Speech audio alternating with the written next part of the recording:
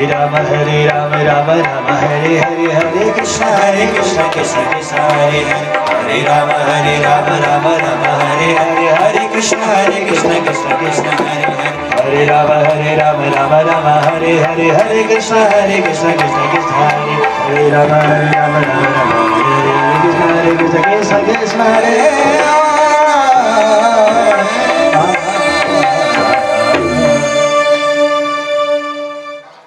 रामचंद्र भगवान को जय।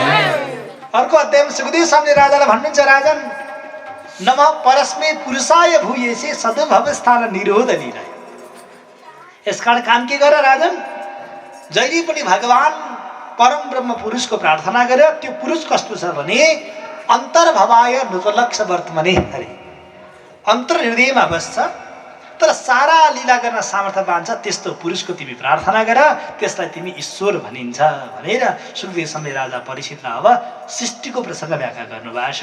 पहिला संसार जलैजल थियो अनि भगवानले चाहना गर्नुभयो, जल भएको ठाउँमा ब्रह्माको उत्पत्ति भयो, ब्रह्माबाट सारा सृष्टिको कल्पना भयो भने यो सृष्टि त एक दिन खरानी हुन्छ भने तिमीले राज्य छोड्नु पर्यो, श्रीमान श्रीमती छोड्नु पर्यो भनेर रोएर हुन्छ मेरो राजन भनेर सुखदेव स्वामीले राजालाई सम्झाइरहनु भएको छ। रामचंद्र भगवान को जय।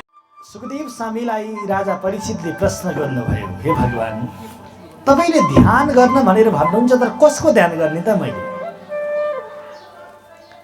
संसारको चिन्ता छोडेर भगवानको ध्यान गर्न भन्नुभयो तर ध्यान कसको गर्ने मलाई थाहा भएन।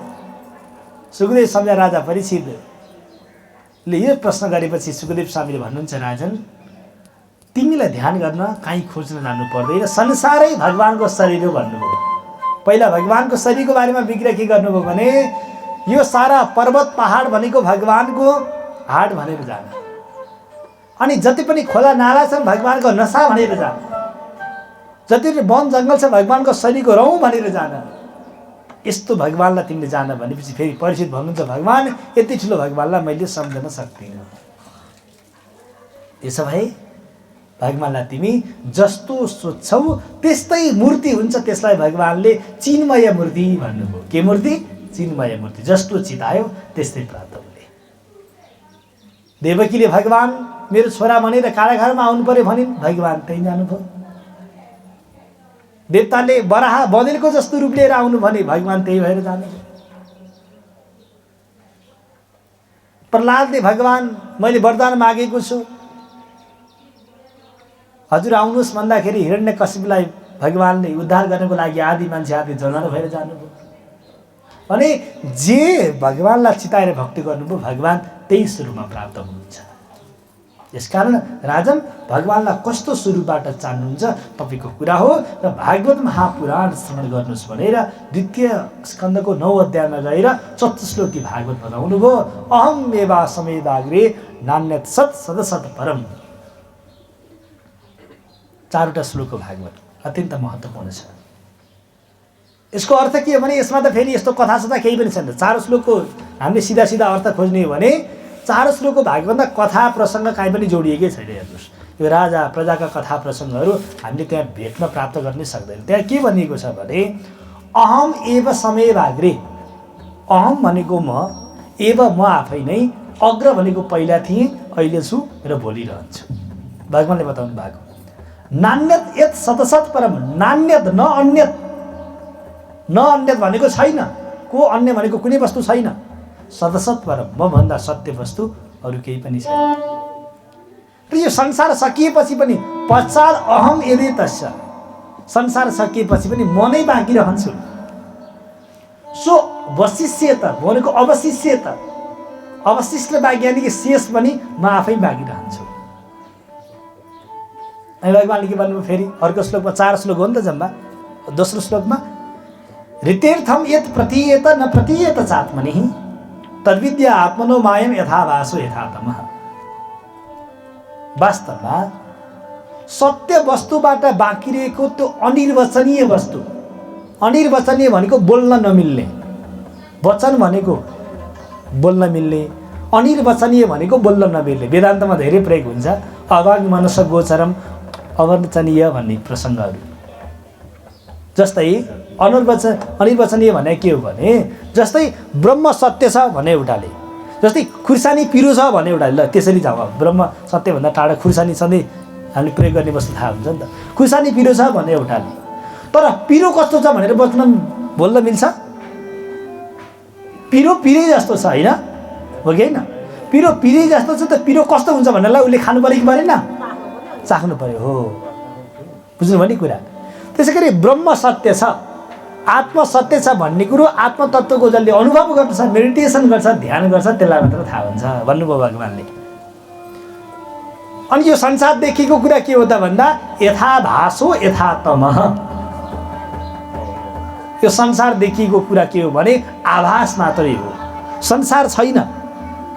संसार केही पनि छैन, देखिएको मात्रै हो संसार।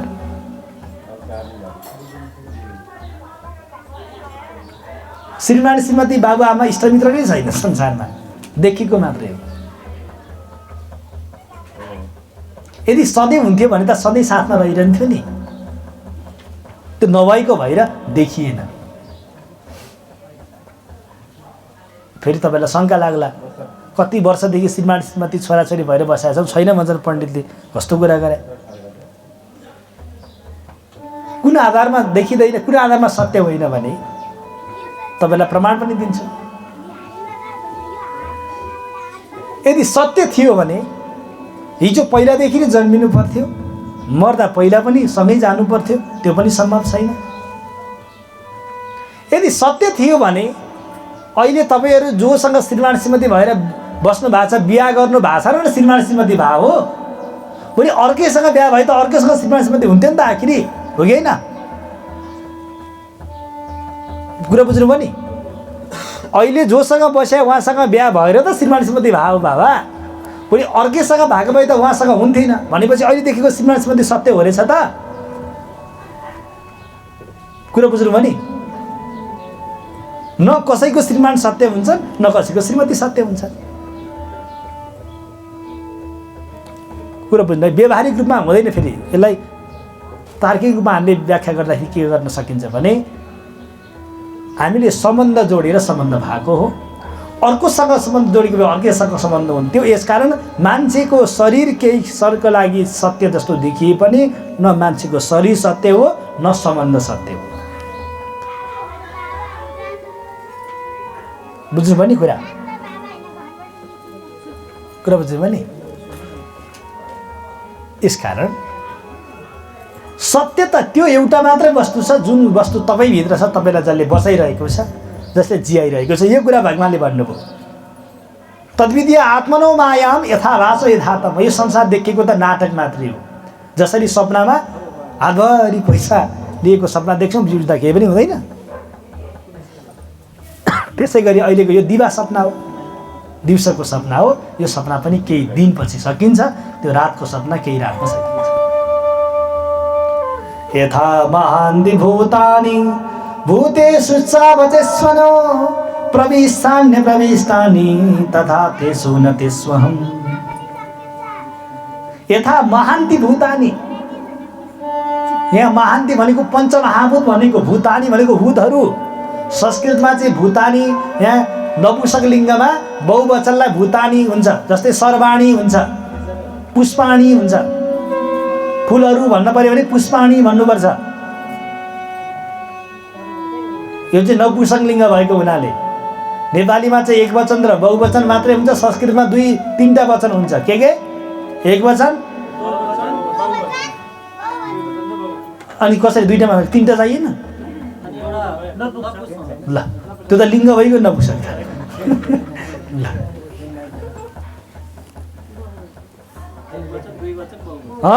गुड। एक वचन, द्विवचन र बहुवचन हुन्छ संस्कृतमा। नेपालीमा एक वचन र बहुवचन, इङ्ग्लिसमा नि त्यही हो, सिङ्गुलर र प्लुरल होइन। सबै शब्दलाई भन्नुपर्दा सर्वम सर्वे सर्वाणी, एउटा सर्वम एउटा सर्व, दुईटालाई दुईटा। सर्वाणी भनेको सबै, यहाँ पुष्पाणी, त्यसरी यहाँ भूतानी, सम्पूर्ण भूत प्राणीहरूको त्यो आधार बिन्दुको हो। त्यही पञ्चमहाभूत। अनि भगवान्ले भन्नुभयो त्यो पञ्चमहाभूतको पनि तत्त्व म आफै हुँ। तर त्यो फरक कसरी देखियो? कस्तो राम्रो श्लोक छ हेर्नुहोस् त। अन्वय व्यतिरेकाभ्याम यत् स्यात् सर्वत्र सर्वदा। अन्वय व्यतिरेक भनेको बुझ्नुहुन्छ? अब यसलाई धेरै लामो व्याख्या गर्दिनँ, एउटै शब्दमा भन्छु। अन्वय भनेको छ, व्यतिरेक भनेको छैन। कसरी? संसार छ जस्तो पनि देखिन्छ, बाबुबाजे हजुरबाजे यही संसारमा बितेर गए। अनि संसार छ हेर्दाखेरि हिजो देखेको संसार आज छैन, छैन पनि फेरि, हो कि होइन? कुरो बुझ्नुहुन्छ? बागमती नदी सत्य हो कि असत्य हो?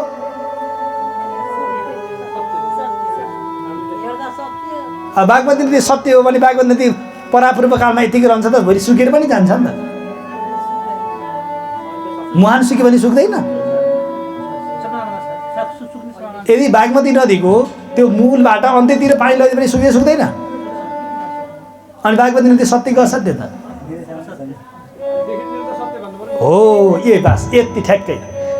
अन्वय व्यतिरेक भनेको संसार छ, संसार छैन। देखिँदा संसार सत्य जस्तो देखिन्छ, तर वास्तवमा विचार गऱ्यो भने संसार छैन। किन भन्दा यो पृथ्वी त एक दिन खरानी हुन्छ भने त्यो बागमती नदीको मूल पनि सुक्छ एक दिन। कुरा बुझ्नुभयो नि?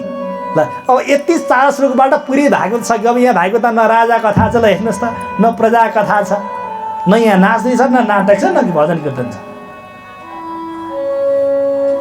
अब तर यो ब्रह्म भन्ने विषय, आत्मा भन्ने विषय, स्पिरिट भन्ने विषय चाहिँ अनुभवबाट मात्र जान्ने भएको हुनाले मान्छेले त्यति सजिलो बुझ्न सकिँदैन। यही चतुश्लोकी भागवत राजालाई सुनाउनु भयो सुखदेव स्वामीले।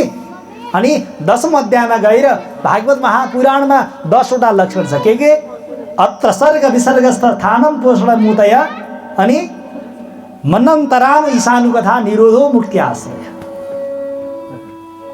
भागवत महापुराणको 335 अध्यायमा, तृतीय स्कन्धमा 33 अध्याय छ जसमा सर्ग, चतुर्थ स्कन्धमा 31 अध्याय छ विसर्ग, पाँचौँमा 26 अध्याय छ स्थान, छैटौँमा 19 अध्याय छ पोषण, सातौँमा 15 अध्याय छ अति, आठौँमा 24 अध्याय छ मनन्तर, नौमा 24 अध्याय छ ईशानु कथा, दशममा 90 अध्याय छ निरोध, एकादशमा 31 अध्याय छ मुक्ति, अनि द्वादश स्कन्धमा 13 अध्याय छ आश्रय।